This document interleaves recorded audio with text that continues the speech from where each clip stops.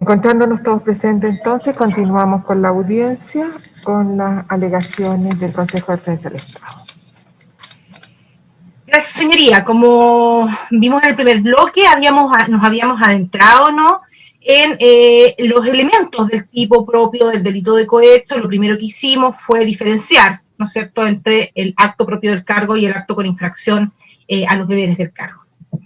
Despejado este punto relevante para la solución de este caso, estimamos que otro tema cuya solución es imprescindible para establecer los contornos típicos de las diferentes variantes de cohecho consiste en precisar el nivel de determinación con que tiene que resultar especificado el correspondiente servicio funcionarial en el contexto de esto que hemos denominado convención donatoria.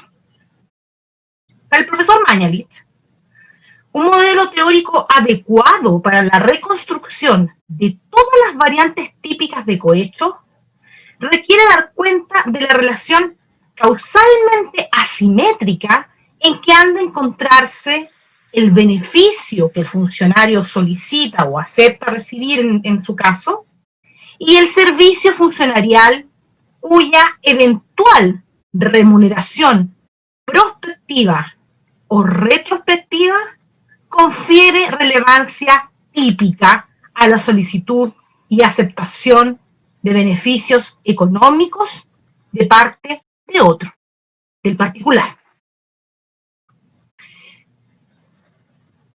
El modelo nos señala y nos invita a reflexionar sobre ello el profesor Mañalich, corresponde a lo que él denomina la donación remuneratoria, en virtud de la cual el comportamiento del funcionario consiste en solicitar o aceptar recibir un determinado beneficio por la materialización futura o pretérita del respectivo servicio funcionarial y que no necesita poder ser interpretado en la subespecie de cohecho en el sentido de la formulación de una oferta condicional, sino solo como una propuesta o la aceptación de una propuesta de celebrar con el potencial sobornador una donación remuneratoria.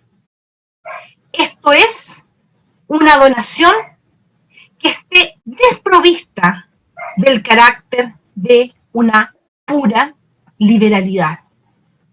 Pues en estos términos, el beneficio que el funcionario solicita o acepta recibir puede ser entendido como una remuneración solicitada o aceptada por, insistimos, la realización futura o pretérita del respectivo servicio funcionarial, siendo este un servicio cuya realización no da contra la persona servida, no da acción, perdón, contra la persona servida, esto es, que no obliga al potencial sobornador a efectuar la remuneración en cuestión, que precisamente por ello tendrá el carácter, tendrá en este caso el lugar del estatus de una mera donación.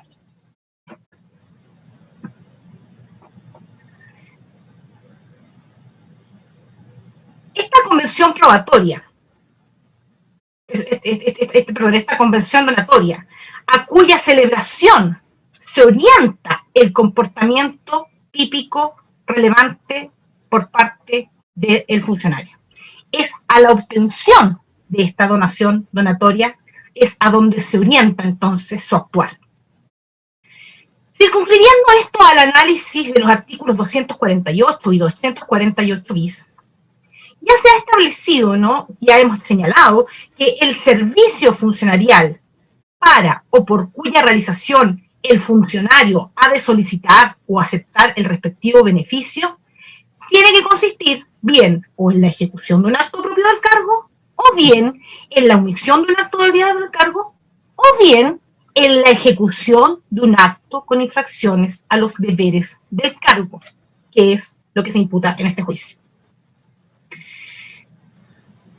El profesor Mañalich nos señala que esto basta para concluir que la regulación vigente a la época de comisión de los hechos de este juicio, no hacía punible, y en eso sí hay una claridad, al así llamado cohecho por la función o por el ejercicio del cargo, que se distingue por el hecho de que la remuneración que el funcionario solicita o acepta recibir no se encuentra asociada a la realización de un servicio específico en los términos civiles del artículo 1433 del Código Civil, sino más bien a un genérico desempeño del cargo de función como tal. Sin embargo, para ilustrar la situación que se produce en una convención donatoria, nos explica el profesor Mañalich que tanto el derecho alemán como el derecho español, hoy vigentes, conocen variantes suficientes próximas a tal cohecho por la función y por el ejercicio del cargo, cuestión que también se incorporó en nuestra legislación con la modificación del año 2018. A partir, apunta el profesor Mañalich, y aquí nos vamos a referir a estas legislaciones alemana y española, porque la regulación que tenían anterior al año 1997 era muy similar, igual a la que tiene el artículo 248 y 248 bis vigentes al momento de la comisión de este juicio. Señala el profesor que a partir de la reforma introducida por la ley del 13 de agosto de 1997 en Alemania, se tipificó la llamada aceptación de ventaja como un delito consistente en exigir, dejarse prometer o realizar una ventaja por parte del funcionario público por el desempeño del cargo. Y allí también se tipificó en el Código Español, en congruencia con una larga tradición de codificación hispánica, haciendo punible la admisión por sí o por persona interpuesta por parte de una autoridad o de un funcionario público por dádiva o regalo que le fueran ofrecidos en consideración a su cargo o función.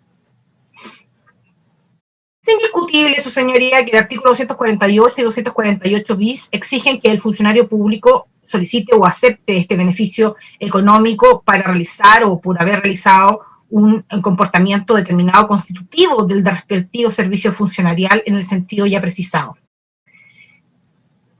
Pero ciertamente no basta para zanjar el grado de determinación con que debe aparecer especificado el acto de cuya ejecución u omisión pasada o futura por parte del funcionario que se trata esté especificado en todos los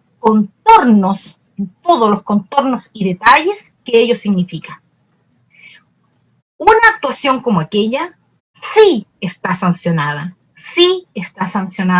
en nuestros actuales artículos 248 y 248 bis aplicables a la época de comisión de estos hechos. Sí estaba sancionada. Sobre este respecto, es importante tomar nota de la manera, entonces, como la jurisprudencia alemana planteaba el problema a propósito de la resolución vigente antes del año 1997. Es decir, ¿cuándo se entendía que había una convención donatoria punible antes de que el año 1997 se impusiese, ¿no?, esta cohecho por el cargo?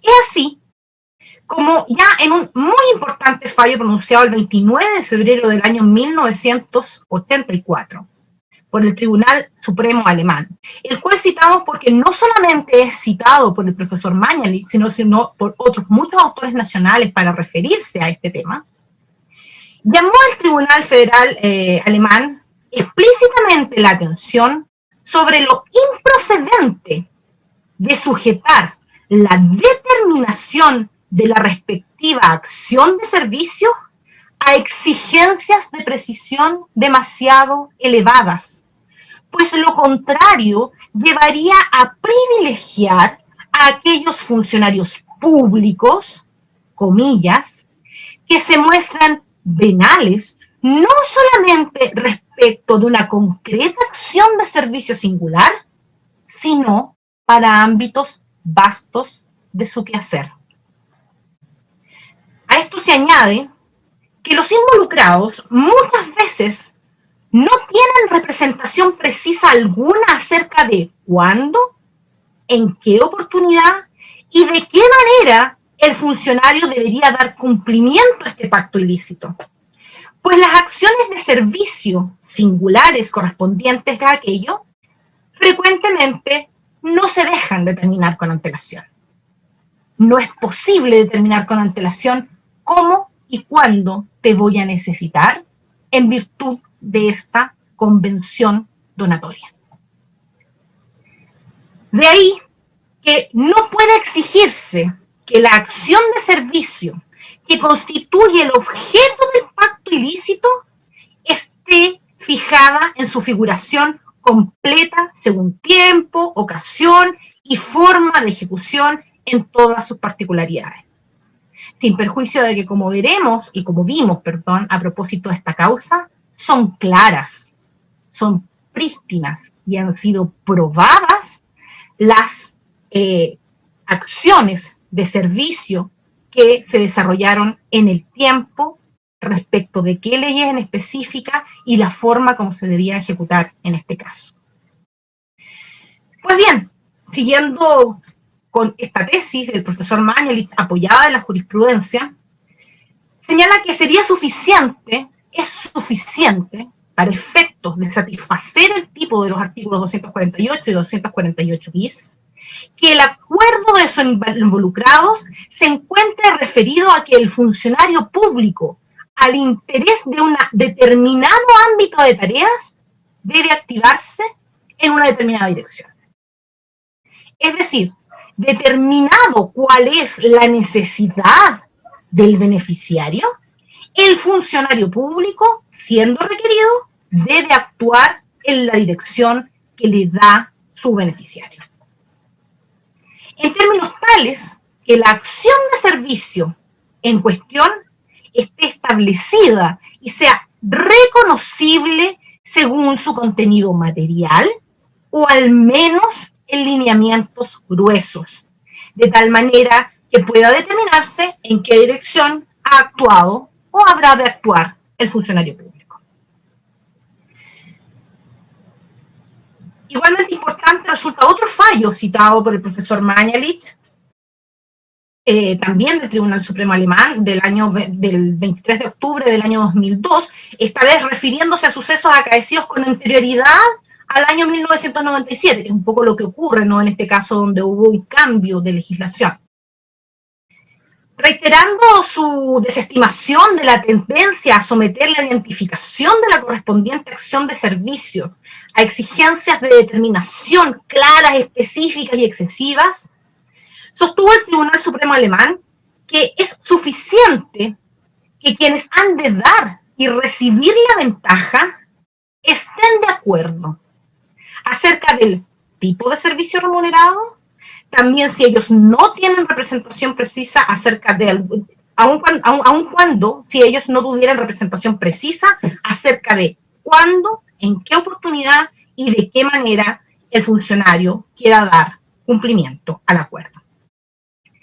Por ello es que, en definitiva, el profesor Mañalich sostiene que la solución defendida por la jurisprudencia alemana es compatible con el modelo de la donación remuneratoria que él señala, pues la relativa indeterminación que puede exhibir el servicio funcionarial por el cual el funcionario solicita ser donatoriamente remunerado es congruente con la relatividad a la contingencia que puede exhibir característicamente el servicio por el cual la prestación, el servicio cuya prestación por alguien por el cual el funcionario resulta remunerado.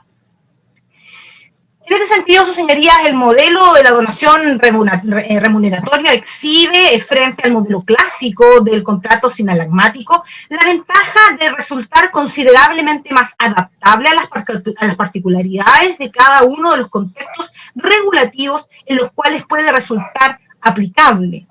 Es decir, en los distintos ámbitos en los cuales el artículo 248 y 248 bis debe aplicarse a funcionarios de la administración menores con una actividad muy reglada, como también a aquellos funcionarios que constan con un poder tal que tienen una vasta y amplia capacidad para efectos de poder infringir los deberes de su cargo. En nuestro medio, además, el profesor Héctor Hernández ha advertido de algunas de las dificultades probatorias que trae consigo el modelo regulatorio vigente en Chile hasta el año 2018, que justamente se distingue, nos señala el profesor Hernández, por la falta de tipificación de cohecho por la función o por el ejercicio del cargo, en la medida, explica el profesor Hernández, que la actual regulación, la regulación anterior al año 2008, la aplicable a este juicio, impone una carga probatoria altísima y vuelve necesario que se compruebe que, agrega, que se compruebe judicialmente, más allá de toda duda razonable, no solo que ha habido determinadas manifestaciones de voluntad por parte de un empleado público, de un particular o de ambos, en relación con un posible pago a un empleado público, sino además que ese pago representa la contraprestación a lo menos potencial por un determinado acto de servicio pasado o futuro por parte del funcionario en cuestión. Por parte aquí no el pasado y futuro del cual nos refería el profesor Mañalich. El profesor Hernández, después de dar cuenta de esta dificultad probatoria, nos da un ejemplo.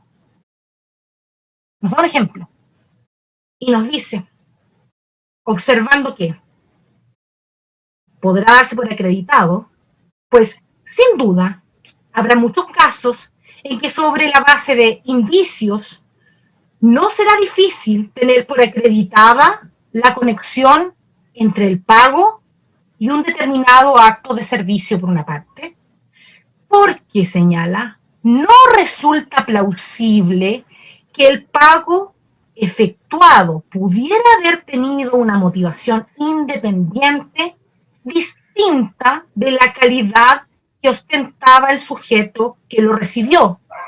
Y por la otra, lo que será decisivo, porque no resulta plausible que el pago hecho en razón del cargo del sujeto no haya sido además la contraprestación por un acto determinado de servicio, lo cual puede colegirse, por ejemplo, de la circunstancia de que el acto en cuestión es muy relevante para los intereses de quien efectúa el pago, que se trata de un acto más o menos extraordinario, que el interesado no tiene el derecho a que el acto se dé necesariamente en el sentido en que se dio, y que lo que era más bien por el contrario, y lo que era más bien probable por el contrario, y que el rol del funcionario público en ese acto es más o menos determinante. Esta expresión, esta concepción respecto de los elementos que deben probarse en el caso del delito de cohecho, en esta conexión entre el servicio funcionarial y la remuneración donatoria, por otra parte, la expresa el profesor Héctor Hernández en el informe de la Comisión de Constitución, Legislación, Justicia y Reglamento del Senado en referencia al proyecto de ley correspondiente al boletín número 10.739-07. Prueba documental aportada por la defensa en el número 16, letra A, e incorporada el 24 de febrero del 2020. Su señoría, lo que justamente nos está diciendo acá el profesor Hernández es que no es necesaria esta determinación absoluta, pero que los antecedentes probatorios, que son difíciles, que son complejos, pueden llegar a construir mediante presunciones que el acto funcionarial está ligado necesariamente al beneficio económico entregado por el particular. ¿Cuándo? Cuando especialmente hay interés por parte de quien está pagando. Esto muestra que aunque el Código Penal chileno no tipificaba a la época de comisión de los hechos una forma de cohecho por la función y por ejercicio del cargo, como lo ha dicho la defensa, tal circunstancia no excluye la posibilidad de tener por realizada una o más variantes típicas del cohecho, tratándose de casos que involucran interacción sostenida en el tiempo, agrega el profesor Hernández, y que pudieran infringir a su respecto, y pudieran fungir a su respecto como eventual interés para el sobornador.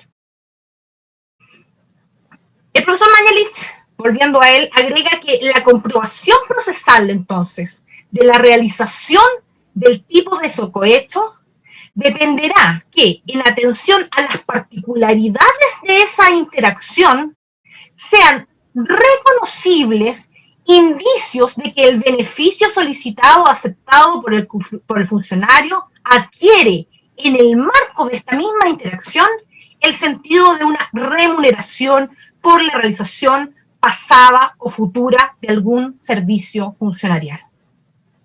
Aterricemos estos conceptos en esta exigencia probatoria del cual nos habla la doctrina nacional. En este caso, es precisamente reconocible esta determinación del servicio funcionarial. Se trata indudablemente, en palabras del profesor Hernández, de un caso en que sobre la base de indicios e incluso prueba directa, es posible tener por acreditada una conexión entre el pago y el acto de servicio o infracción del deber del cargo conforme a la imputación, ya que no resulta plausible que los pagos realizados por Francisco Mujica como gerente general de Corpesca a Jaime Orpiz y a Marta Isasi pudieran haber tenido una motivación independiente, distinta de la calidad que ostentaban los sujetos que la recibieron, un senador y una diputada de la República.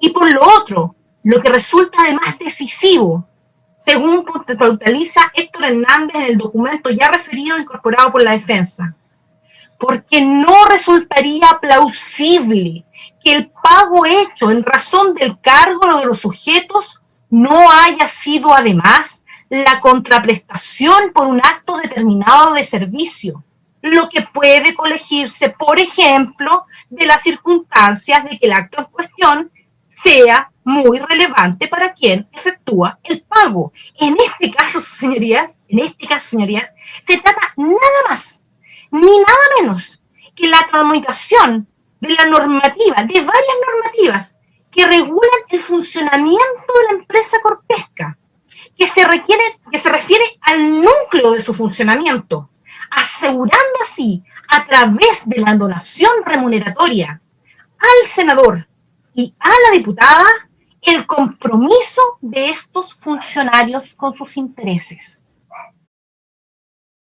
Si Jaime Orpiz, si Marta Isasi fuesen un ciudadano de a pie que golpea las puertas de Corpesca, probablemente no habrían recibido esta donación remuneratoria, aun cuando el señor Jaime Orpiz hubiese estado tan afligido económicamente y aun cuando la señora Marta Isasi estuviese realizando como particular una serie de actos de beneficencia. Que por cierto, esta parte, como veremos, califica, y así lo dijimos en la apertura, como actos realmente de proselitismo político. Agrega Hernández, el profesor Hernández, en las posibilidades de la legislación actual, que otro elemento a probar es que se tratase de un acto más o menos extraordinario, que el interesado no tiene derecho a que ese acto necesariamente se dé en el sentido que se dio, o que probablemente más bien sería lo contrario, y que el rol de ese funcionario sea más o menos determinante. Su señoría, pareciera que el profesor Hernández, ya en ese entonces, a propósito de la discusión que modificó el artículo 248 del año 2018, pareciera que se está refiriendo justamente a una de las imputaciones relevantes en este caso, lo que hemos venido a denominar la operación Contraloría, en la cual, según ya se ha referido latamente por la Fiscalía, no solo hay prueba indiciaria, sino directa de la intención del funcionario público Jaime Orpiz, y hay una intervención directa en favor de los intereses de su sobornante. Despejado aquello también, su señoría, la determinación, ¿no es cierto?, que debe tener este acto funcionarial, que ya vimos que no tiene que ser con lujo de detalle, te doy 1 por hacer esto, 2 por hacer esto, sino que puede referirse a vastos áreas de su quehacer. Otro elemento relevante del tipo, que ha sido puesta en la palestra y cuestionado por la defensa, es la naturaleza económica del beneficio solicitado o aceptado. ¿Qué importa? ¿Qué significa la solución de beneficios económicos?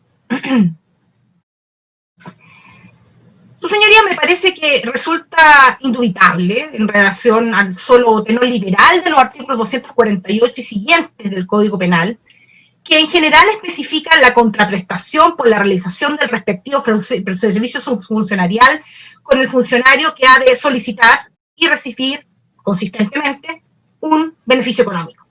Eso es lo que se sanciona. Al respecto, la única dificultad que parecen plantear las defensas para dar por satisfecho este elemento del tipo es la circunstancia de que en todo o en parte, en todo en un caso, en parte en la otra, las transferencias directas o indirectas de dinero que Corpesca efectuó en favor tanto de Isasi como de Orpiz hayan podido estar destinadas al financiamiento de una o más campañas políticas o de la actividad proselitista de la diputada, y por eso es, en sus palabras, financiamiento ilegal de la política, y no beneficio económico en los términos del artículo 248 y 248. Su señoría, queremos decir que a nuestro juicio esta distinción entre campañas políticas, pago de campañas políticas, financiamiento ilegal de la política, nombre puesto a estos delitos por la prensa, es una distinción que resulta a nuestro juicio absurda. Las campañas políticas, los créditos, las fiestas, los dulces, se pagan con dinero. Dinero que sale del patrimonio disponible de los funcionarios que debían realizar el gasto para sus actividades. No sale de allí, no sale del patrimonio de los funcionarios, sino que sale del patrimonio de los sobornantes. Todas esas actividades que es en lo que se gasta el beneficio económico son dinero del sobornante. El pago del soborno se destina al pago de los créditos. El pago del soborno se destina a la realización de determinadas actividades proselitistas. El pago del soborno se materializa en el pago de actividades proselitistas. Pero al fin y al cabo es beneficio económico, porque el beneficio económico debe entenderse como aquella parte del patrimonio que el funcionario público no irroga desde su propio patrimonio o desde su patrimonio puesto a disposición de manera legal para el ejercicio de sus funciones. Seguramente, porque ya algo señaló, en sus clausuras, La defensa va a referir la conocida jurisprudencia del denominado caso Coimas. Del denominado caso. Pues bien, como lúcidamente sostiene el profesor Mañalich en el informe que fue el encargado por esta parte, hay que aclarar que la jurisprudencia de la Corte Suprema no avala la sugerencia de que semejante aporte financiero a una campaña electoral no podría exhibir el carácter de beneficio económico bajo los artículos 248 y 248 bis del Código Penal. En efecto, en su sentencia de reemplazo, la Corte Suprema, con fecha 10 de mayo del año 2007, y nos estamos refiriendo aquí al fallo de la Corte Suprema número de ingreso 3430-2005, tras haber acogido el recurso de casación en la forma interpuesto en contra de la respectiva sentencia condenatoria. Su señoría, disculpa. Sí. Disculpe, su señoría defensa Jaime Orpi. Es que, Lupi, ¿me podría repetir el número que no lo alcancé a tomar de la resolución de la Corte Suprema? Por supuesto. Gracias. 3430-2005. Gracias. La Corte Suprema, gracias a su señoría, como íbamos diciendo entonces, ¿qué es lo que hace en este fallo de reemplazo?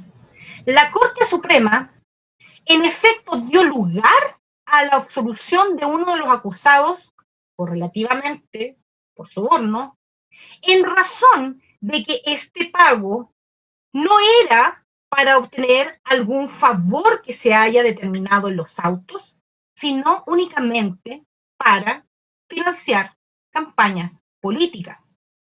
Pero, su señoría, la Corte concluyó lo anterior a partir de la desestimación de que hubiese evidencia suficiente de los supuestos servicios funcionariales acordados, no porque el pago de campañas políticas no fuese un beneficio económico, sino que porque lo que allí no se acreditó fue la realización de servicios funcionariales. No se acreditaron actos propios del cargo, no se acreditaron actos con infracción a los deberes del cargo.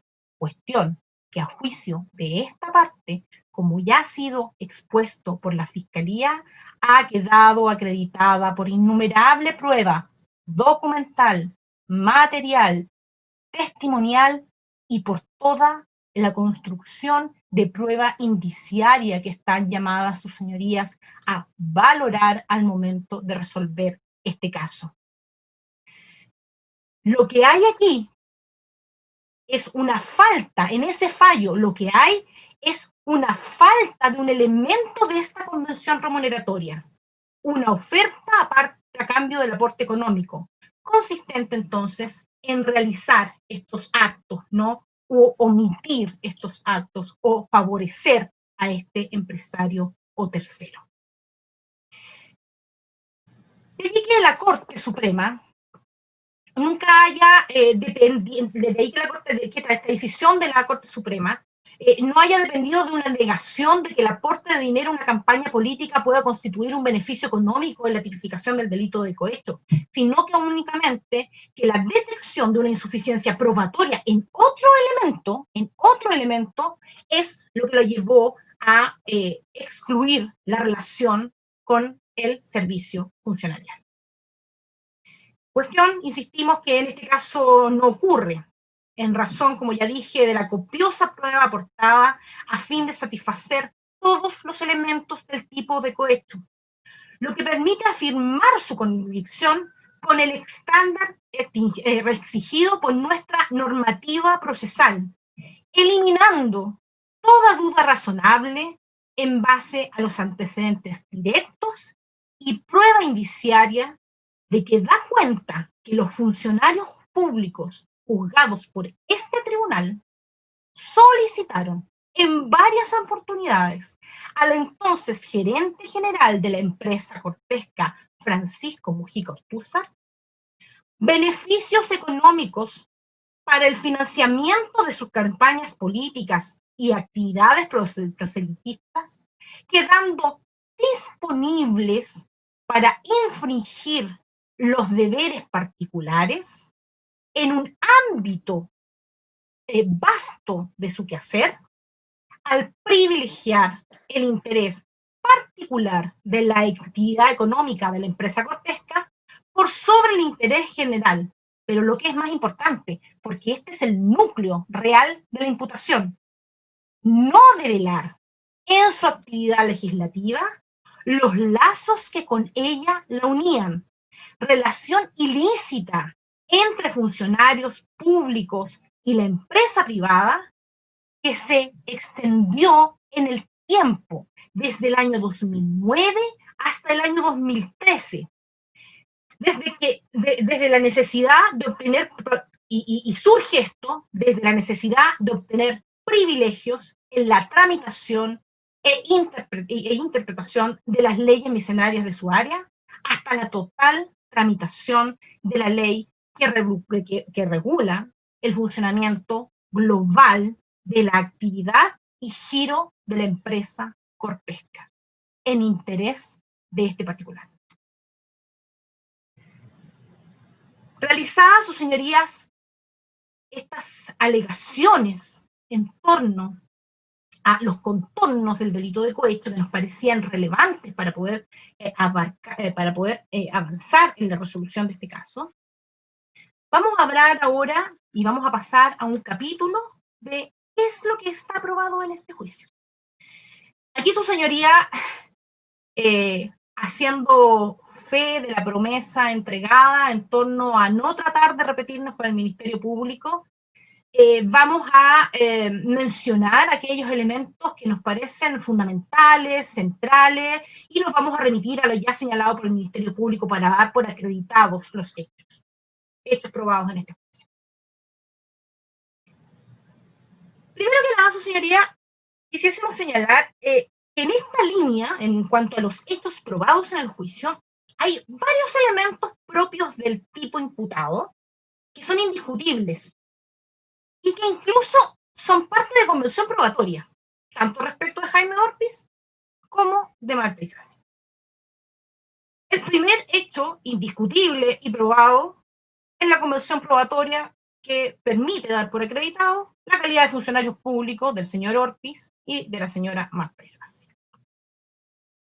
En relación al señor Jaime Orpiz, es parte de su convención probatoria, su calidad de funcionario público, parlamentario, los cargos que este ejerció, fue diputado, senador de la República, las fechas en las cuales se desempeñó como tal, desde el año 1990 hasta marzo del año 2018, las circunscripciones que en el caso de su periodo de senador fueron Tarapacá y Arica y Parinacota, cuando ya sabemos que la primera región fue dividida entre la primera y 15ª región.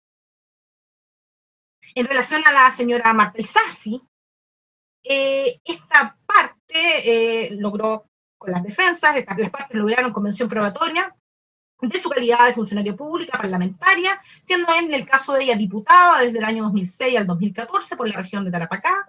También es convención probatoria el hecho de que durante la legislatura correspondiente a los años 2006 a 2010, Marta Isasi formó parte de la Comisión Permanente de Vivienda, Desarrollo y Desarrollo Urbano, y que durante los años 2010 a 2014, es decir, el periodo en que se sitúan, ¿no es cierto?, básicamente en mayor cantidad de aportes por parte de la empresa, Marta Isasi formó parte de la Comisión Permanente de Pesca, Acuicultura e Intereses Marítimos y de la Comisión Permanente de Zonas Extremas y Antártica Chilena.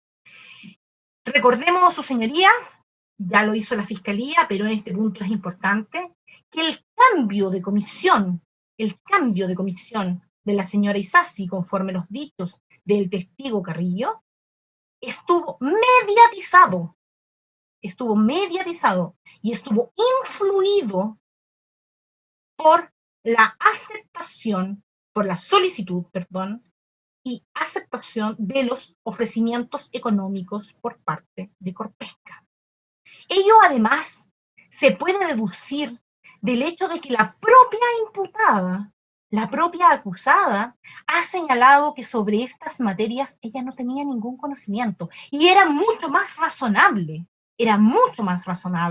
la comisión a la cual pertenecía hasta el año 2010, que se refiere a materias que ella manejaba, en las que se había desempeñado en su ámbito privado y que por lo tanto podía llevar como experiencia al Congreso a fin de ejercer su labor legislativa. Pues bien, cediendo, ¿no es cierto?, a los requerimientos de su financista, cambia la cuestión. Sobre estos hechos probados, la calidad de funcionarios públicos y la pertenencia de la señora Isasi a estas comisiones, no existe discusión. Así está. Eso es lo que aparece en las convenciones propias. Respecto al señor Jaime Orpiz, vamos a seguir entonces ahora analizando los elementos típicos para la configuración de la imputación de cohecho a su respecto. Pasaremos entonces ahora a analizar solo lo más relevante, insistimos, pues el Ministerio Público ya ha sido extremadamente eficiente en referir la prueba. Respecto de Jaime Orpiz, ¿cómo se han dado por acreditados con el estándar requerido en la ley los demás extremos de los requisitos típicos del delito de cohecho? La solicitud del beneficio económico y la forma como el beneficio económico llega al imputado. En primer lugar, señoría, aquí hacer una pequeña discreción de la configuración también del tipo. El tipo penal lo que sanciona es la mera solicitud. Si el sobornante paga o no paga, o resulta ser retrasar lo que ha pagado, o incumple con la convención donatoria en los términos que fueron acordados, es irrelevante. Pero en este caso, además, sabemos que no solamente una solicitud de beneficio económico, sino que sabemos la forma como se obtuvieron esos otros beneficios económicos, los mecanismos utilizados para hacerse del beneficio económico y cómo esos beneficios económicos, en definitiva, llegaron al funcionario público. Pero insistimos, que lleguen y que los gaste el funcionario público, desde el punto de vista estricto de la regulación del artículo 248, es irrelevante, porque es la solicitud de beneficios económicos para infringir los deberes del cargo lo que en definitiva se sanciona. Afirmamos en nuestra apertura que se acreditaría en este juicio que entre los años 2009 y 2013, el senador en ejercicio, Jaime Orpiz Buchón, solicitó a Francisco Mujica Ortúzar, a la fecha gerente general de Corpesca, un beneficio económico consistente en la entrega de distintas sumas de dinero en ese lapso, 2009-2013, petición que sostuvimos se realiza a cambio de favorecer los intereses de la referida empresa Corpesca mediante el desempeño de sus labores como senador de la República a través de actos cometidos con infracción a los deberes de su cargo. Recibiendo por ello entonces, en esta convención donatoria acordada, ¿no?, con el señor Francisco Mujica, un beneficio económico cuyo destino, y nosotros también lo dijimos, fue el financiamiento de campañas políticas electorales y pagar después las deudas derivadas de esta campaña. Por cierto, una digresión pequeña, ya se refirió a ello la fiscal Chong, dichos aportes fueron solicitados al margen del régimen legal de financiamiento de campañas políticas previstas por la ley. Sobre el particular, cabe recordar la declaración del propio imputado al inicio de este juicio, la cual debe ser valorada por sus señorías, por cuanto si bien ella en un principio es concebida en un primer término como un medio de defensa, nada obsta a que de la misma se puedan extraer elementos para acreditar los hechos y su participación conforme lo mandata el artículo 297 del Código Procesal Penal, el cual impone al tribunal la gran carga al momento de adjudicar en cuanto a hacerse cargo de toda la prueba producida al momento de la valoración de la misma. Dicha norma, recordemos, dispone que los tribunales apreciarán la prueba con libertad, pero no podrán contradecir los principios de la lógica, las máximas de la experiencia y los conocimientos científicamente afianzados. Y agrega en su inciso segundo que el tribunal deberá hacerse cargo en su fundamentación de toda la prueba producida, incluso de aquella que hubiere desestimado, indicando en tal caso las razones que hubiere tenido en cuenta para hacerlo. Termina por expresar que la valoración de la prueba en la sentencia requerirá el señalamiento de los medios de prueba, ¿no es cierto?, mediante los cuales se dan por acreditados cada uno de los hechos, las circunstancias que se dieren por probadas. Y que esta fundamentación debe permitir reproducir el razonamiento utilizado para llegar a las conclusiones en su sentencia. Con respecto a este artículo y el alcance de este artículo, la excelentísima Corte Suprema, en los fallos rol número 964 del año 2003 y 1743 del año 2003, ha señalado que, refiriéndose al artículo 297, que en relación al anterior, esto es al mandato de valoración del artículo 297 del Código Procesal Penal, este tribunal ha señalado desde los inicios del nuevo sistema de enjuiciamiento criminal que la nueva legislación procesal ha sido especialmente exigente en el orden a imponer a los jueces que conocen y resuelven en definitiva en juicio oral un trabajo de elaboración meticuloso y cuidadoso en la concepción de sus sentencias. La preocupación esencial de toda sentencia penal debe fijar los hechos, de toda sentencia penal es de fijar los hechos y circunstancias que se tuvieran probados, favorables o desfavorables al acusado, y que debe ser precedida por la debida valoración que impone el artículo 297.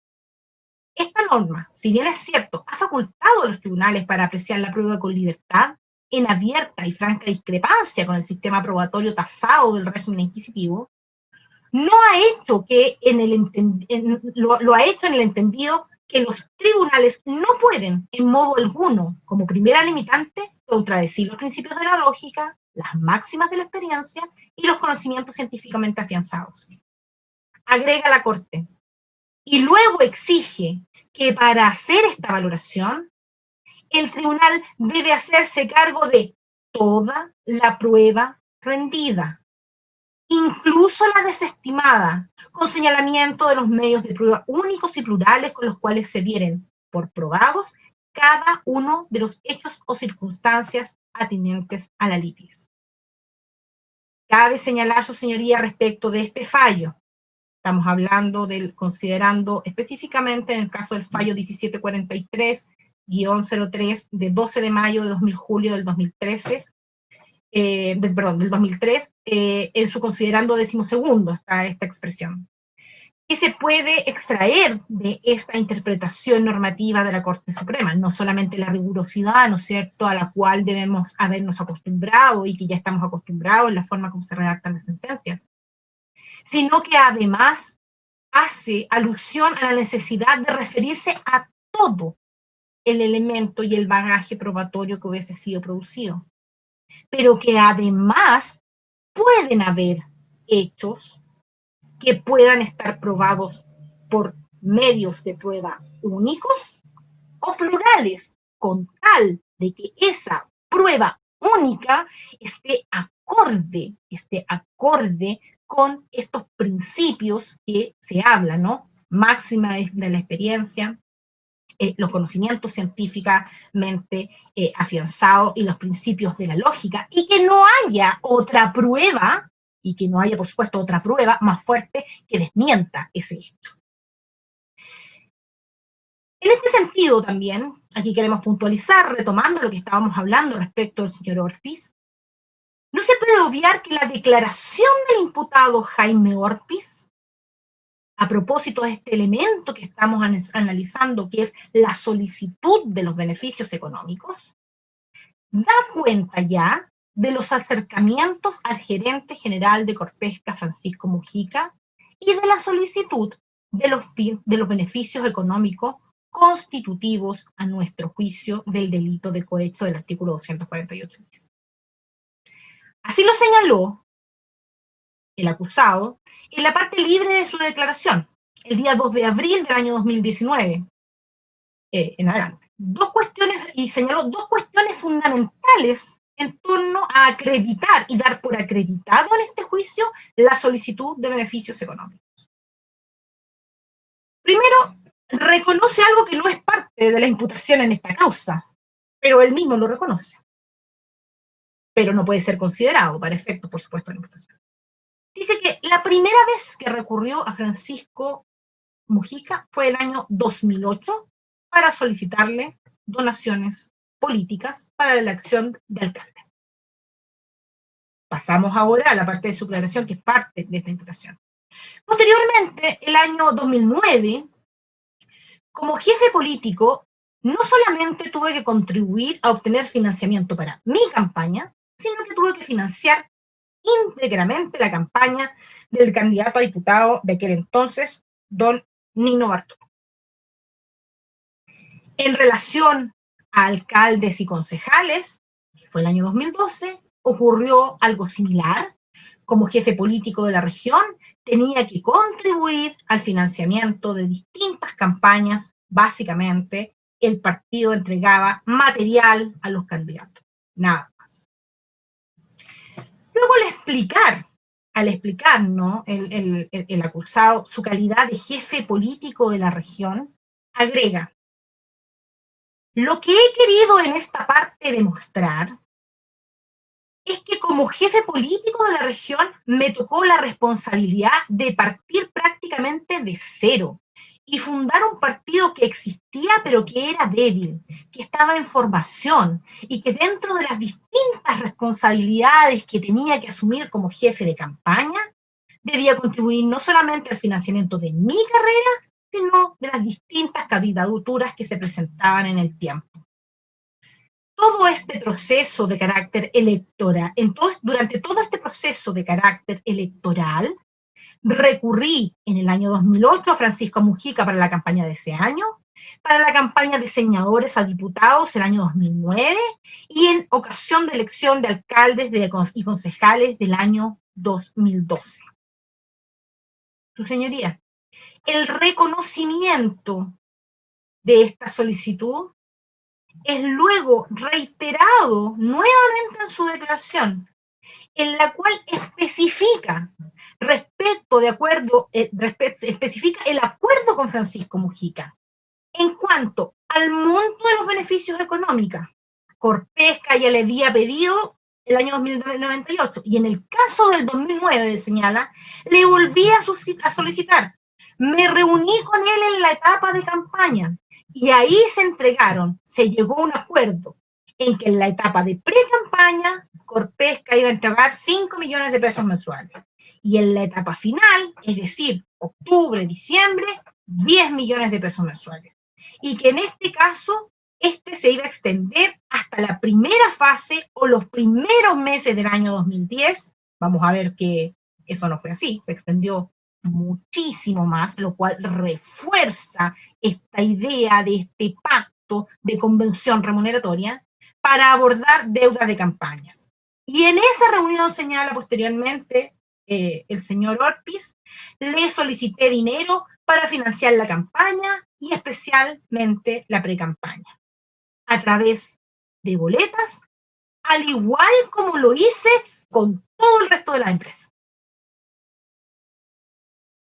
Aquí una breve digresión, su señoría.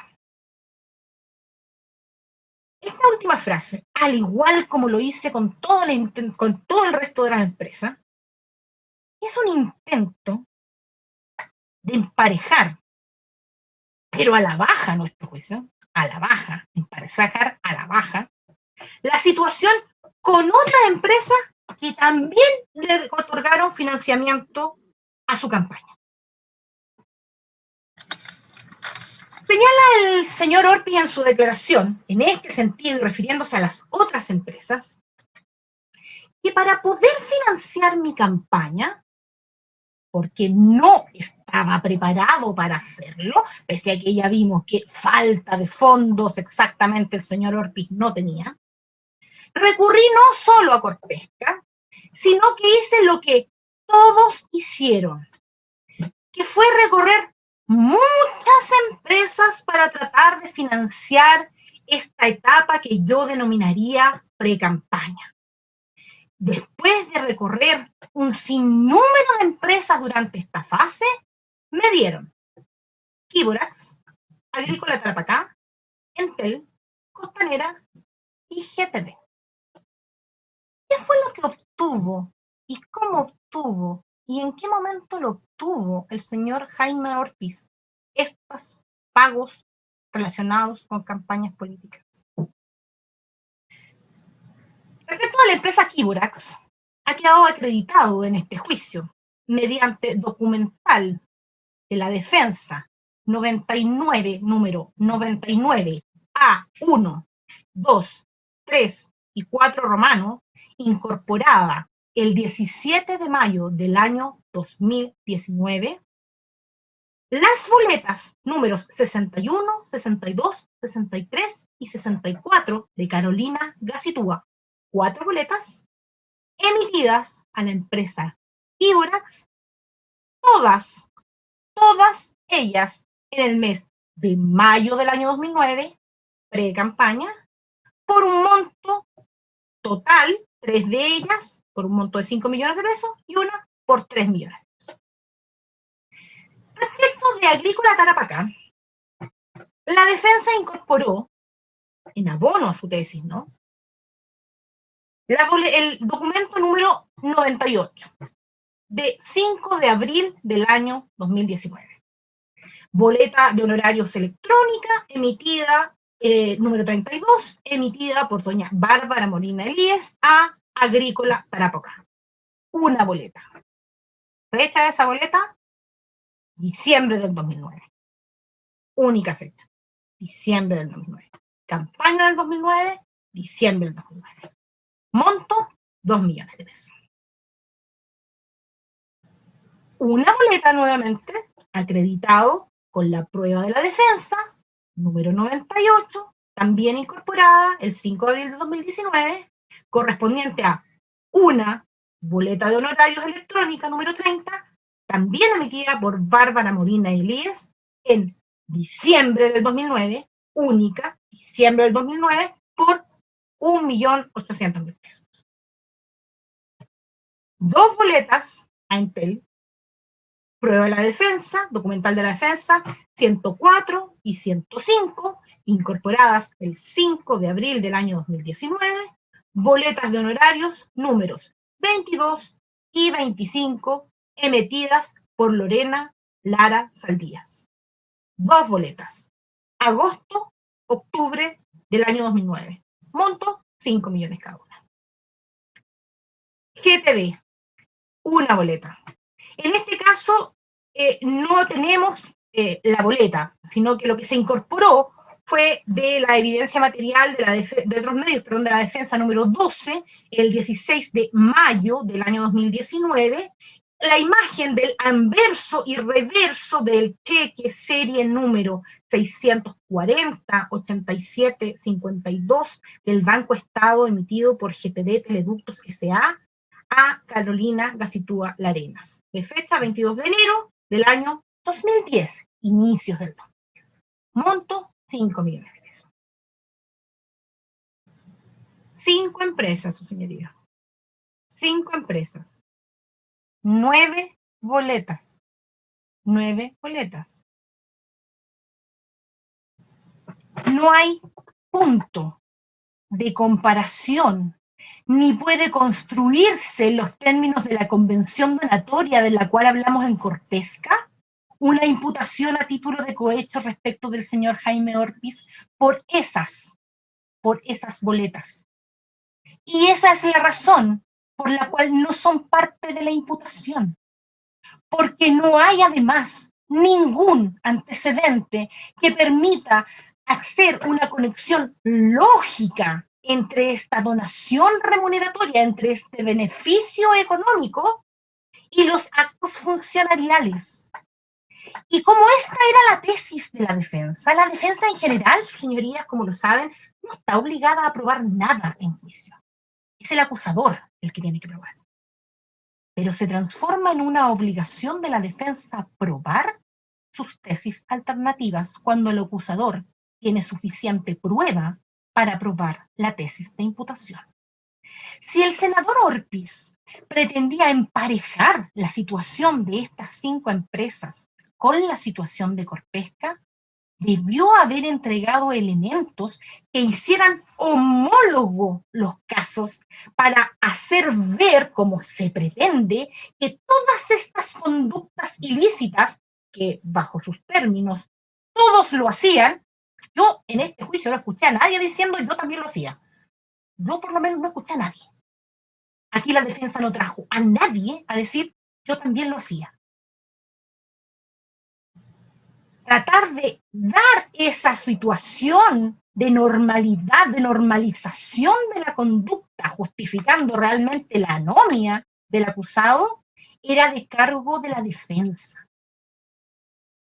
Pero la defensa me va a decir, pero si incorporamos otra prueba, incorporamos más pruebas sobre este punto. Por ello sería continuando con este afán de justificar los beneficios económicos otorgados por Corpesca, que se entienden en el tiempo que corresponden a más de 250 millones de pesos en que se ocupan estos medios espurios durante un largo lapso, y en donde existe prueba contundente de la relación del senador con los intereses de la empresa. Y para tratar de homologar esta situación, entonces, la defensa trata de normalizar la conducta incorporando prueba documental. Entendemos, ese es el objeto, porque si no, no entenderíamos cuál es el objeto de esta prueba documental que pasaremos a referir que incorpora la red.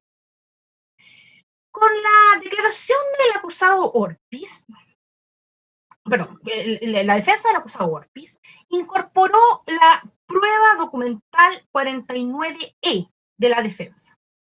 Esta prueba fue incorporada el 5 de abril del año 2019. Corresponde a la historia fidedigna del establecimiento de la ley 21.049. Esta ley, que fue incorporada por la defensa y que leímos algunos párrafos de ella, las intervenciones, etc., establece la obligación de una velocidad mínima garantizada de acceso a Internet. Entendemos que la incorporación de esta ley, en la cual el señor Orpiz, habiendo recibido beneficios económicos, ¿no es cierto?, o habiendo recibido estas platas políticas para el pago de su campaña, no se inhabilitó, no es parte de la imputación, nos dice la defensa, y con esta ley, claramente lo que estamos hablando es que estamos beneficiando a Entel y GTD. Pero vamos más lento, su señoría. Vamos más lento en el análisis que tiene que hacer este tribunal. Las boletas entregadas a Entel y GTD son de abril del año 2009 y un cheque de enero del año 2010. Por su giro, obviamente, a esas empresas tendría que referirse. La ley 21.046 fue publicada el 25 de noviembre del año 2017. Su tramitación, la tramitación, se inicia el 11 de septiembre del año 2012, por moción de varios senadores, entre los cuales no estaba el senador Orpiz. El proyecto, conforme da cuenta el documento acompañado por la defensa, estuvo paralizado, sin la realización de ninguna gestión, entre los años 2012 y 2014. La primera discusión del Senado se produce en mayo del año 2014.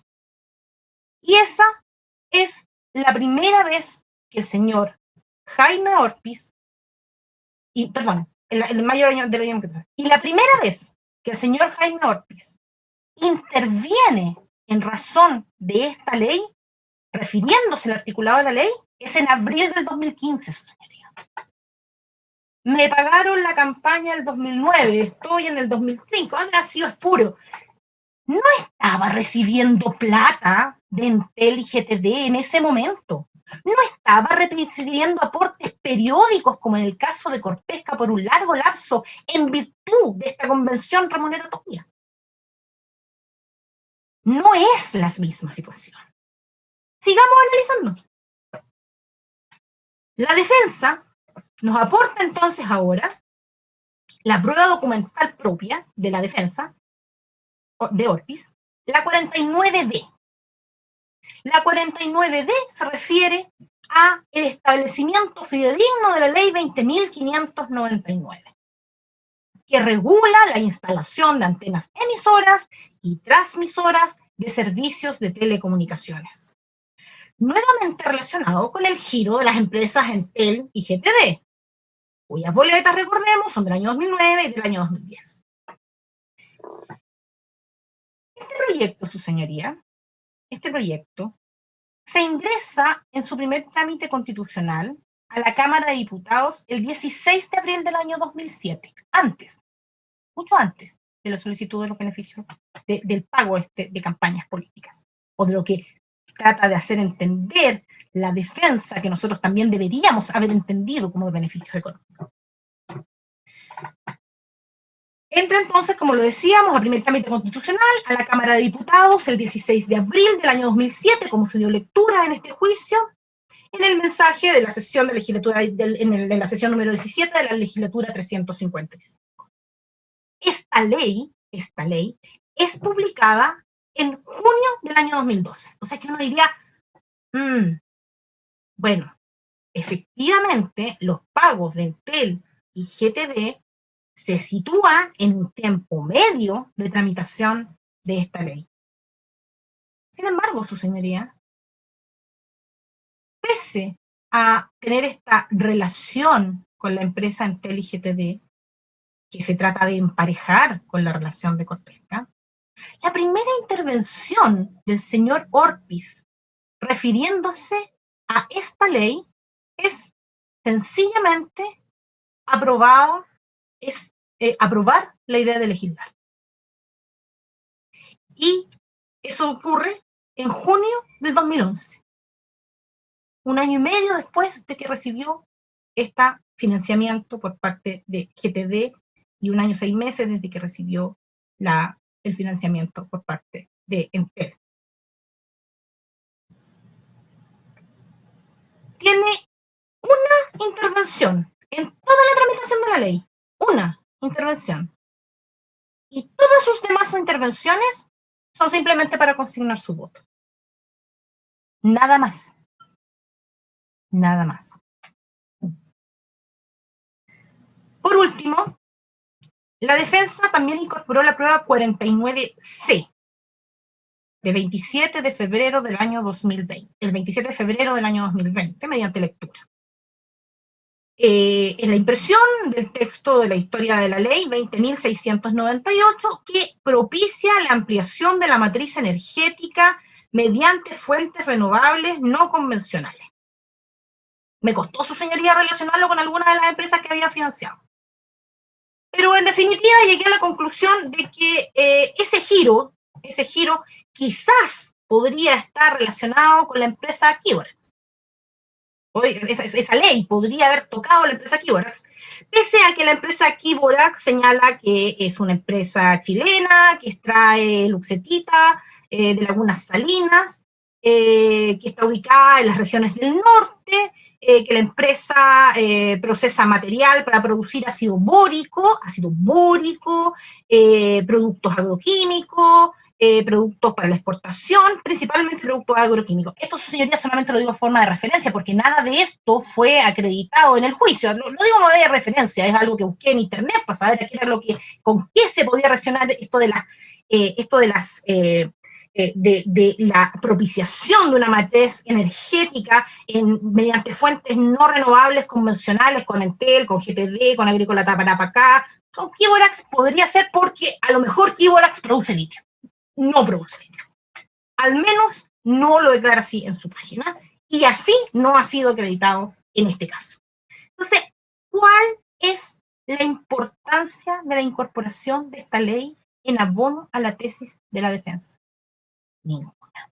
Y las dos anteriores, su señoría, no cumplen con los requisitos subsecuentes de configuración del tipo penal que sí se cumple en el caso de Corpesca, como ha quedado acreditado en este juicio. Como podemos apreciar, este intento de hacer emparejar el financiamiento de estas empresas con la situación de Corpesca resulta infructuoso y por lo tanto inadmisible para efectos de que su señoría den por acreditada esta tesis de la defensa. ¿Por qué? Porque no existen aportes que se extiendan en el tiempo, son puntuales y temporalmente acotados. 2009, primer mes del año 2010, que se condice con un periodo de campaña. Esto era, sí, una infracción al gasto electoral, indudablemente. Era una infracción gravísima a la ley de financiamiento de la política. Eso sí lo era. No hay, ni fueron aportados por la defensa, ningún elemento que dé cuenta de una relación estrecha con los ejecutivos de esa empresa. No hay, como sí sucede con Corpesca, no hay, ni fueron aportados por la defensa, documentos que den cuenta de una normalización de esta conducta, como, por ejemplo, que den cuenta de la normalización de las conductas que sí tuvo con Corpesca, como por ejemplo, recibir discursos, recibir indicaciones sobre artículos específicos en la tramitación de las leyes propias de su giro, recibir documentación que compile la forma de votar el articulado. Nada de eso hay respecto de estas empresas y sus ejecutivos y las leyes que fueron incorporadas por la defensa.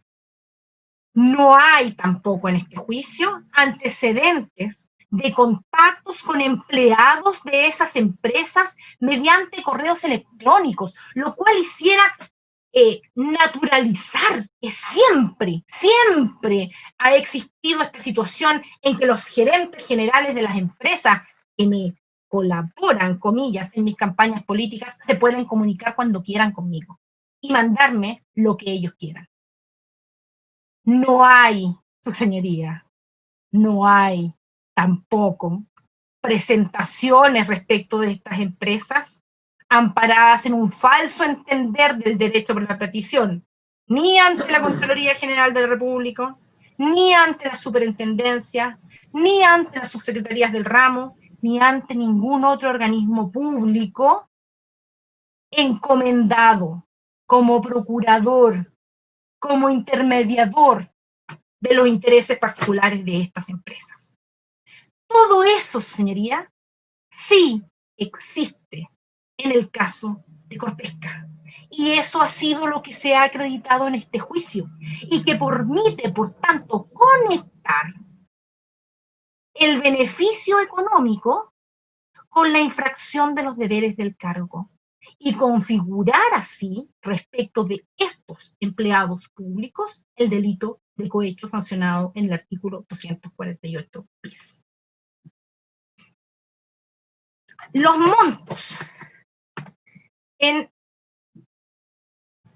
que se aportan en periodo, que es lo que sí está acreditado en el fondo por la defensa, lo único que acreditó, que corresponden a montos de 9 boletas, de 9 pagos, de 9 colaboraciones, en esto que no le quedaba más alternativa que hacer, porque el financiamiento de la política era una cosa que no se ajustaba, ¿no? El legislador podría haber en todos estos años hecho algo, ¿no? Para explicar que estas situaciones se producen por la forma como está regulado el financiamiento de la política, pero no, él decidió infringir la norma, era más rápido.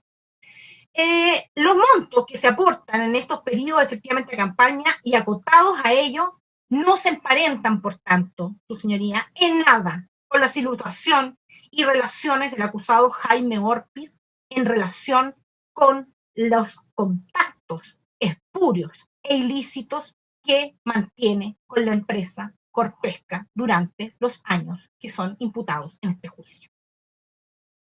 Durante la comisión de los delitos que son imputados en los años señalados en este juicio. Y por último, solo podemos ver que con este ejercicio, el ex senador Jaime Orpiz no solo deja de manifiesto su total desapego al cumplimiento de las normas, en lo específico respecto de su actuar con estas 5 empresas al límite de la regulación del gasto electoral, sino que además deja claro que con Corpesca, con quien se relaciona a través de su gerente general, a quien pide beneficios económicos, como sostenemos para infringir los deberes de su cargo durante prácticamente 5 años, 2009, 2010, 2011, 2012, 2013, cesando, ya sabemos, solo por las filtraciones de las operaciones realizadas por Corpesca con la señora Isasi, favoreciendo los intereses de la tramitación en varias leyes del giro propio de esta empresa durante ese lapso. A eso nos vamos a referir un poco más adelante. A eso, además, suma el desapego a las normas básicas de conducción, entonces, de la función pública con probidad, independencia y transparencia. Y lo que es más, su señoría, lo que nos debería hablar como respecto de cualquier persona imputada de delito, la diversificación de la forma comisiva de los delitos. Porque también respecto del fisco, en concreto del patrimonio fiscal, podemos ver la total falta de motivación que produce en el acusado una conducción proba en el ejercicio de la función pública. Jaime Orpi, su señoría, está confeso y hay antecedentes que acreditan esa confesión de haber defraudado al fisco de Chile durante años. Durante años. Volviendo a los elementos típicos ahora del delito del cohecho, la solicitud de beneficios económicos, esta no solo se acreditó, por supuesto, su señoría, con la declaración de don Jaime Orpi. Francisco Mujica, gerente general de Corpesca entre los años 1999 y mayo del 2013, como hemos sabido, entrega elementos claros en su declaración sobre el particular, sobre esta solicitud de beneficio económico, sobre cómo se confluye, cómo se confluyen las voluntades para conformar, ¿no es cierto?, esta convención remuneratoria entre ambos. Pudiendo identificarse los siguientes aspectos sobre este punto, no voy a volver a repetir las declaraciones del señor Mujica, solamente voy a hacer una puntualización para no extenderme lo ya señalado por el Ministerio Público. Reconoce reunirse con Jaime Orpi en las oficinas de la empresa Corpesca. Reconoce que se le solicitó ayuda para su campaña política por parte del entonces senador Jaime Orpi. Señala, me comprometí, dada la persona que era, al colaborarle, con aportes para la campaña electoral. Y aquí el señor Mujica, ¿no?, intenta emparentar o hacer parecer que lo hace por el vínculo que tiene con la Fundación La Esperanza. Su señoría, ello es del todo no creíble, atenta contra las máximas de la lógica, contra las máximas de la experiencia, atenta en contra de lo que naturalmente no puedo entender. Si el señor Mujica, lo único que le interesaba era colaborar con este buen hombre que tenía esa fundación, que por cierto, quien está detrás de esa fundación es su señora, que merece mi mayor respeto. Lo cierto es que no, entonces él mismo debió haberse abstenido de utilizar al funcionario público para evitar que el funcionario público, venal, como hemos señalado, por los aportes que se le están siendo entregados de manera constante, infringiera los deberes de su cargo. Pero no es así. Así como Mujica trata de hacernos creer que es porque Jaime Orpi es un buen hombre, pero omite que este buen hombre lo utilizó durante todos estos años para efectos de tratar de imponer los intereses de la empresa en los actos en que él interviniera y que tuvieran relación con el giro de la misma. Sigue señalando el señor Mujica que acuerdan un mecanismo de pago de los beneficios económicos. O sea, tenemos el beneficio económico, pero además la conducción. ¿Cuál es el mecanismo? Él me traería documentación de respaldo en forma habitual, no conocía en forma habitual. Él no conocía ese mecanismo, un documento contable de despacho especifica que se trata de una boleta o factura de honorario.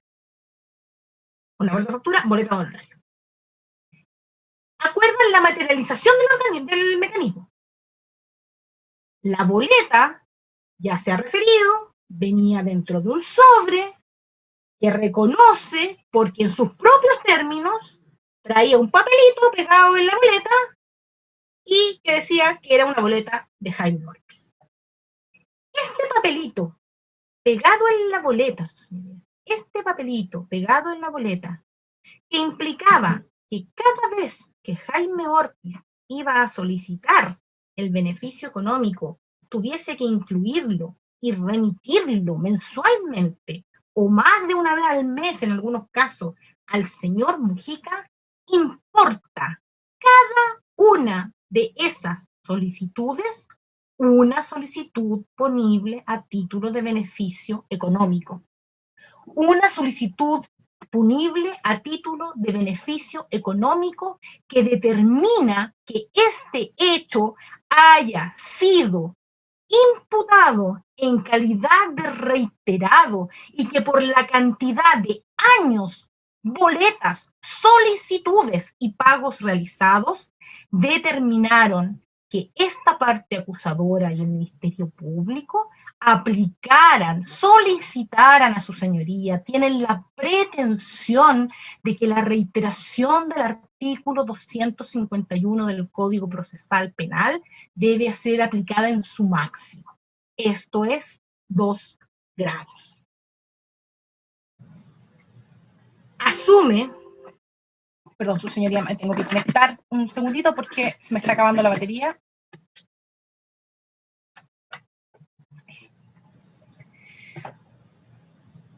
Asume además, y retomando aquello que podemos extraer de la declaración del señor Mujica, y reconoce aquí su actuar como agente de la empresa y no como persona natural, asume que estos aportes él los hace al señor Orpiz en su calidad de gerente general de Corpesca, con platas de Corpesca, no como persona natural.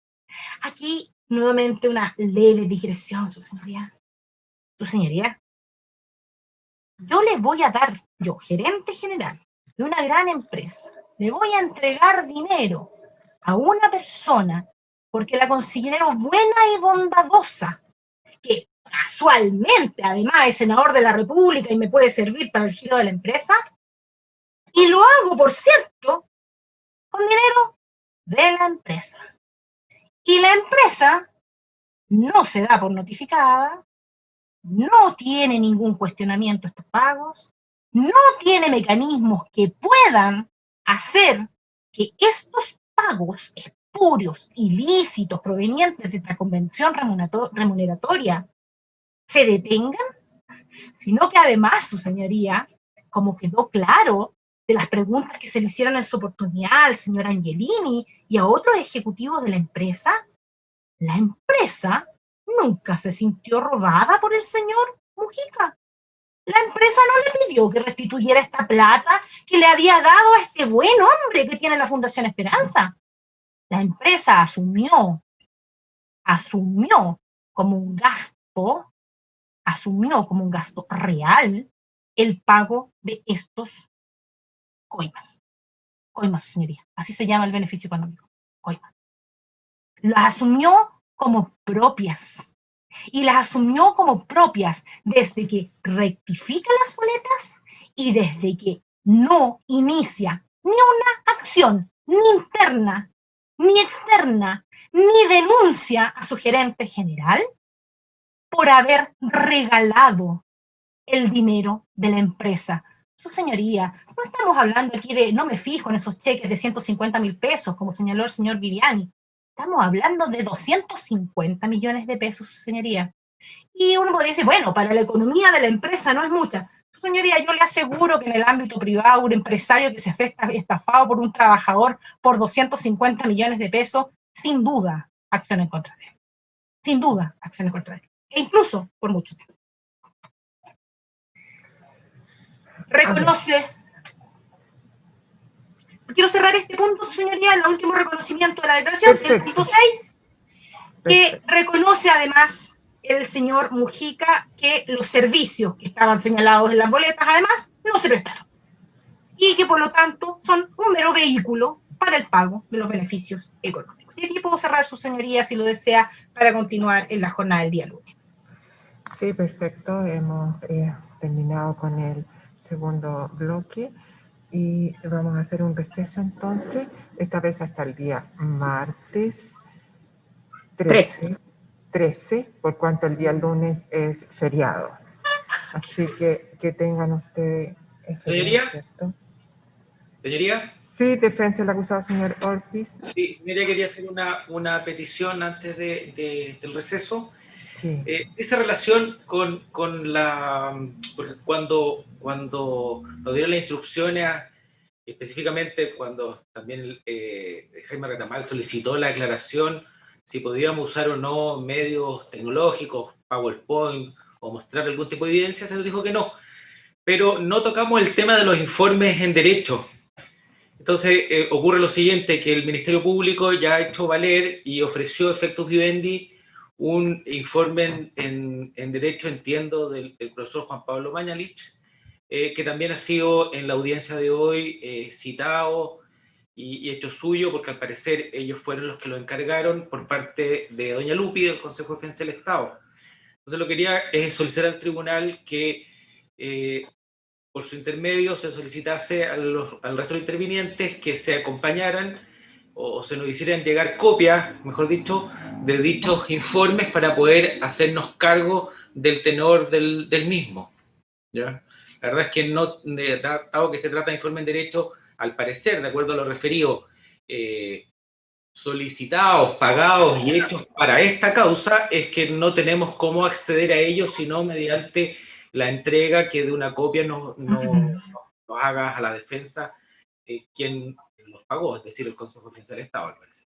Bueno, el Consejo de Defensa del Estado ha informado al tribunal que lo va a dejar a efecto vivendi, y en ese entendido, todo documento que se deja a efecto vivendi en este estrado va a resultar público, y por tanto este estrado no tiene inconveniente en que sea también facilitado a los restantes intervinientes. En realidad así debe ser. Señoría, lo poneremos a disposición terminando nuestra clausura. Y además, en todo caso, se le presente a la defensa que más allá del informe en derecho que ha realizado el profesor Mañalich al Consejo de Defensa del Estado, estas mismas conclusiones las tiene un artículo propio publicado sobre la reconstrucción del delito de cohecho, por si acaso quiere ir adelantando antes de que termine la...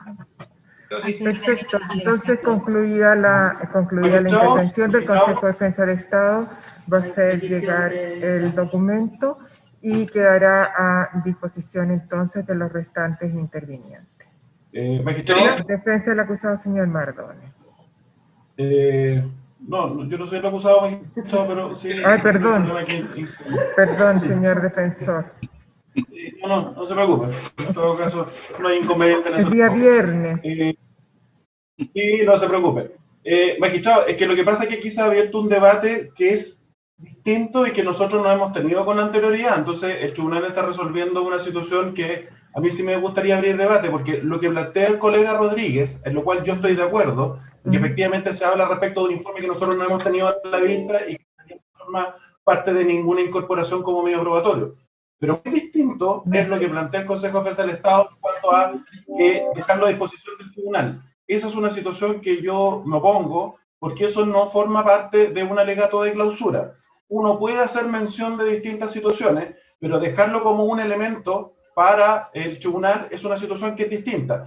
Más todavía, magistrado, cuando nosotros no hemos tenido a nuestra disposición y la posibilidad de haberlo visto con anterioridad, porque se está hablando respecto de un informe que encarga y paga el Consejo de Defensa del Estado al abogado Mañalich, y nosotros no hemos tenido durante toda esta investigación la posibilidad de poder tener acceso a ese informe. Entonces la situación ya es completamente distinta. Entonces, frente a ello, yo como defensa sí me opongo a que se incorpore no solamente ese informe, sino que cualquier otro elemento probatorio o elemento en cual se funde un alegato, porque eso no forma parte de las alegaciones de un alegato de clausura. Las alegaciones son orales y se pueden fundar en lo que uno quiera, pero si uno no acompañó el documento en su oportunidad, yo voy a hacer evidentemente cuestionamiento del valor probatorio de algo de lo que yo ignoro, de lo que no se acompañó. Por lo tanto, yo como defensa sí me opongo a que efectivamente se incorpore o se deje a disposición del tribunal el nombre que se le quiera colocar, y sí estoy de acuerdo en lo que plantea el colega Rodríguez. O sea, lo mínimo que nosotros podemos tener derecho para efectos de poder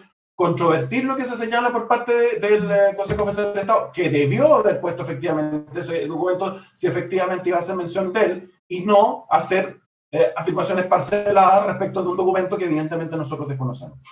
Señoría. Señoría. Un segundito. Señoría. Un segundito, por favor. Sí, efectivamente, el Consejo incluso lo anunció, no en esta audiencia, sino que en la audiencia anterior, que iba a dejar a efectos vivendi La apertura. en la apertura el documento a que está haciendo alusión, entendiendo este estrado que lo hace en definitiva respecto para que el tribunal tenga una base sobre las citas que ha hecho en forma reiterada en el curso de sus alegaciones. Sin perjuicio de ello, vamos a escuchar a los restantes intervinientes para que este estrado pueda decidir al respecto. Señora fiscal. Muchas gracias, su señoría. Su señoría, nos parece que las argumentaciones del abogado señor Mardones dialogan, digamos, en una esfera completamente distinta a aquella en la cual nos encontramos. Estamos en la etapa de argumentos de cierre, donde con ocasión de los argumentos de cierre, los intervinientes podemos citar jurisprudencia y citar doctrina. En la lógica de la citación de doctrina y jurisprudencia, que apoyan, obviamente, las miradas que cada uno de los intervinientes tenemos en relación a los hechos materia de la acusación y a la prueba rendida, se ofrece a efectos videndi, es decir, para que el tribunal pueda tener conocimiento, como su señoría ha señalado, de dichos antecedentes, tanto de las sentencias como de los elementos de doctrina, que pueden estar apoyados en papers, publicaciones, libros, los cuales normalmente se citan, ¿no es cierto?, con su edición, año de edición y su página, o informes en derecho. Por lo tanto, toda la argumentación de la defensa de la acusada Marta Isasi, representada por el abogado señor Mardones, dice relación con elementos de prueba que no cumplen con el estándar de lo que ha referido la abogada del Consejo de Defensa del Estado, y que es precisamente un informe en derecho. Por lo tanto, su señoría, entendemos que habiéndolo ya resuelto el tribunal, la argumentación del abogado señor Mardones debe ser desechada porque no guarda vinculación con la naturaleza de los antecedentes que han sido ofrecidos por parte del Consejo de Defensa del Estado, y por lo tanto, su señoría, pedimos que aquello sea rechazado y se mantenga la decisión del tribunal, en términos de que, puesto a disposición del tribunal, es el tribunal el camino a través del cual se hace llegar a los restantes intervinientes de la causa. Consejo de Defensa del Estado. Señoría, los elementos que tienen que ser puestos en conocimiento de las partes con anterioridad son elementos probatorios. Como sus señorías lo saben, el derecho no se prueba, el derecho es argumentativo, el derecho se compone en base a el razonamiento que quiera llevar adelante su señoría. La posición de la doctrina respecto de determinados puntos de derecho, como sus señorías lo saben, tiene tantas posiciones como estrellas en el universo. Por lo tanto, al fin y al cabo, la labor de su señoría es sencillamente ver cuándo un determinado hecho se ajusta razonablemente a un determinado tipo penal. Y para ello se ofrecen estos elementos. Obviamente no vamos a enviar a su señoría los libros porque están a disposición de todos, ni tampoco la jurisprudencia, porque hoy en día más que nunca está a disposición de todo el mundo. Pero obviamente si esta parte encargó un informe en derecho respecto a algo específico, sí tiene que ser puesto en conocimiento de sus señorías y de las partes, como lo ha solicitado muy razonablemente la defensa del señor Jaime Orpi, a fin de poder hacerse cargo de lo que allí se consigna y ver si acaso esa versión, esa forma de interpretación de un determinado tipo penal hace o no cuestión a un caso como este. En todo caso, su señoría, advertir que tanto las tesis del profesor Oliver, que han sido citadas por esta parte, como la tesis del profesor Mañalich, que está, la tesis del profesor Oliver, que se refiere también al informe en derecho que ofreció el Ministerio Público, y la tesis del profesor Mañalich, que está en este informe en derecho que ha solicitado el Consejo de Defensa del Estado respecto de este caso en específico, son tesis que, como le digo, están publicadas. Aproximación al delito de cohecho de don Jaime Oliver está publicada en la revista Estudio de la Justicia de la Universidad de Chile, y el artículo del profesor Mañalich hace lo mismo a través de su artículo Reconstrucción del delito de cohecho. Así que aún así, su señoría, más allá de lo que pueda señalar la defensa de la señora Isasi, los informes en derecho específicos para este caso que hacen facilitan la resolución y la aplicación normativa, no son informes a la medida como pretende hacer parecer la defensa de la señora Isasi, sino que son la concreción de la tesis de estos profesores al caso concreto. Servicio de Impuesto Interno. Señoría, compartimos la opinión del Ministerio Público y del Consejo de Defensa del Estado, sobre todo tomando en cuenta, su señoría, que el hecho de un informe en derecho o citar, por ejemplo, un texto o un libro, es parte, como han dicho, de la argumentación. Esto no es un tema de prueba, esto es un tema simplemente que facilita cómo reforzar una idea. Ese es un tema ideológico desde el punto de vista de la argumentación posterior del tribunal. Y por lo tanto, pretender de que cada cosa que uno cite o cada libro, como se ha dicho, tuviera que acompañarse, por ejemplo, un libro, etcétera, me parece increíble porque, de hecho, por la experiencia propia, normal, que es cierto que se citan fallos, se citan informes, y nunca se pide lo que se está pidiendo el defensor de la señora Isasi. O sea, está confundiendo un tema de la prueba claramente con un tema que es simplemente un tema de la argumentación, y como se ha dicho, el derecho no se prueba. Simplemente uno hace valer ciertas consideraciones, ciertos conceptos que el tribunal podrá o no tomar en cuenta, pero eso no requiere para nada la situación que está planteando el defensor. Por lo tanto, solicitamos se rechace esa petición y se mantenga lo resuelto por el tribunal. Gracias. Brillante, ciudadano inteligente y otro. Gracias, señoría. Adherimos a lo planteado por los demás intervinientes. Claramente, no lo estamos diciendo nosotros, lo dijo el señor Martone, hizo referencia a prueba, está confundiendo una cuestión probatoria con una cuestión argumentativa. Por lo demás, su señoría, aquí no hay ninguna infracción a ninguna norma, y eso es claro, por eso es una práctica asentada en nuestros tribunales. No es un medio probatorio y no sustituye el alegato de clausura de los acusadores que se está realizando, de hecho, en este acto de forma oral. No hay ninguna infracción, es un elemento meramente complementario, meramente argumentativo, bajo la misma lógica que se cita doctrina y jurisprudencia, frente a la cual todos pueden recurrir. Se cita un informe en derecho que se pone a disposición de las partes por una cuestión de transparencia. Y tanto es así que un defensor en este juicio está pidiendo acceso al mismo, el señor Rodríguez, y el mismo señor Martone, de manera contradictoria, al finalizar su alegación, pide tener acceso al mismo informe. Por lo tanto, ni siquiera hay unanimidad en la defensa en cuanto a excluir el acceso a estos informes. Por lo demás, si hay acceso para los defensores, también debería estar en acceso para el tribunal. Por estas consideraciones, señoría, solicito que se rechace la solicitud del señor Martone. Brillante, por favor, Hugo Gutiérrez. Gracias, su señoría. A ver, entiendo que este asunto está tratado con anterioridad, no es un asunto nuevo. El Consejo de Defensa del Estado ya había indicado que iba a realizar la entrega de un informe de efectos vivendi, y además el Ministerio Público también, igualmente, indicó que iba a entregar un informe de efectos vivendi, finalizando incluso el alegato de clausura de este primer interviniente. El tribunal, correctamente, a nuestro juicio, lo ha admitido. Sin haber hecho entonces la defensa en ese entonces ninguna oposición o levantado alguna incidencia en ese asunto, solo parece hacerlo ahora, habiendo pasado ya varios días de inicio de alegatos de clausura. Nos parece entonces, en primer sentido, una solicitud que es extemporánea. Y por lo demás, recordar que estamos en un alegato de clausura y los intervinientes podemos citar doctrina y citar jurisprudencia. La entrega a efectos vivendi no es, como parece confundir la defensa, un asunto de prueba, y es algo que también ha dicho el resto de los acusadores. Es un reforzamiento argumentativo en consideración a elementos jurídicos que esgrimen los intervinientes en sus alegatos respectivos. Y como bien sabe el tribunal, y también espero que sepa el resto de los intervinientes, el derecho naturalmente no se prueba. Por ello no vemos fundamento alguno en la oposición que agrimió la defensa y estimamos que esta deba ser rechazada. Defensa del acusado, señor Ortiz. Su señoría, la verdad es que nosotros creemos que lo razonable es que todos los antecedentes que dicen relación con derecho y jurisprudencia pueden ser citados y pueden ser tenidos a la vista por los intervinientes. Lo único que pedimos, obviamente, atendido a la bilateralidad de las audiencias, es que se nos pongan a disposición de nuestra parte para hacernos cargo.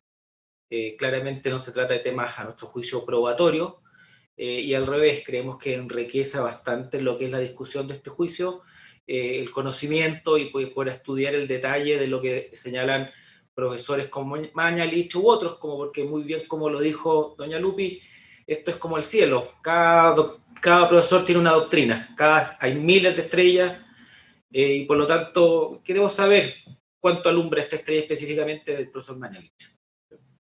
Gracias. Defensa del acusado, señor Lobos. Su señoría, sí, en el mismo sentido que la defensa de el señor Ortiz, entendemos que efectivamente no es probatorio, simplemente es un tema jurisprudencial doctrinario, a efectos de ilustración, y también concordamos en que se dejen a disposición de las defensas, y por otra parte, también este derecho que han tenido los acusadores también va a poder, o sea, las defensas también vamos a poder hacer uso de lo mismo, así que no entendemos que no habría ningún tipo de diferencia o de ventajas respecto de unos en contra de los otros, su señoría. Gracias. Defensa de Corpes S.A. Gracias, su señoría. La verdad, magistrada, esta parte solamente quería agregar a lo solicitado por Sergio Rodríguez, por el abogado del señor Ortiz, que también queríamos que se pusiera a disposición nuestra el informe en derecho que según la Fiscalía fue encargado al profesor Guillermo Oliver. Y hasta ahí iba todo bien, su señoría, hasta que me entero por el Consejo de Defensa del Estado que tanto el informe en derecho que fue encargado por el Consejo de Defensa del Estado al profesor Mañalich, como el informe en derecho supuestamente encargado por la Fiscalía al profesor Oliver, ya se encuentran publicados con anterioridad.